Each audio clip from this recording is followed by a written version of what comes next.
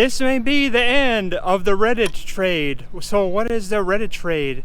It's where a whole bunch of Redditors looked for stocks that were heavily shorted by these giant hedge funds, billion-dollar hedge funds, and they were shorting certain companies like GameStop and the hedge funds were shorting GameStop, and they were shorting the BlackBerry, and there were a few AMC. I even saw in my own Facebook feed a whole bunch of people. They were really interested in AMC, and yeah, a lot of these things skyrocketed quite a bit, and some people made money. But now is the end of that era. Like, I believe today, a GameStop, they went down like 50% today, and AMC is down like 40% today, and then Nokia is down like 20%. So the truth is, a lot of these people are clueless on Reddit.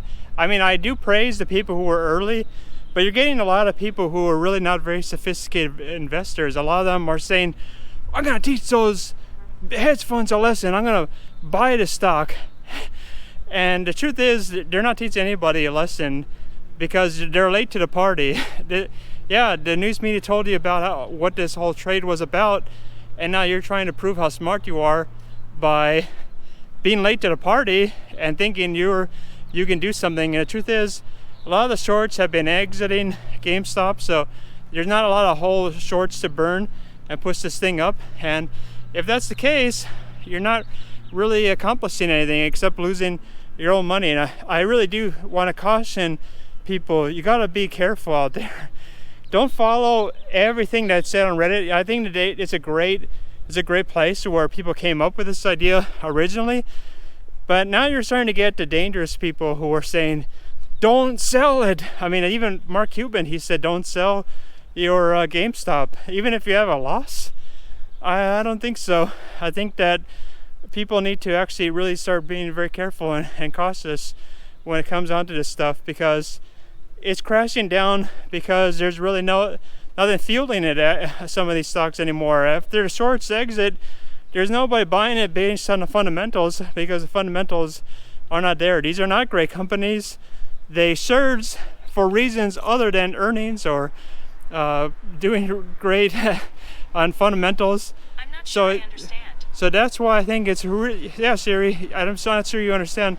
The most important thing to keep in mind is that once this surge ends, it goes down very fast, and I think people are not really prepared for that at all. They think, well, I'll hold and it'll surge again. Well, no, that's probably not going to happen. Once the surge is over, there'll be a few little mini surges maybe, but then it goes way back down to where it was before, maybe even below it.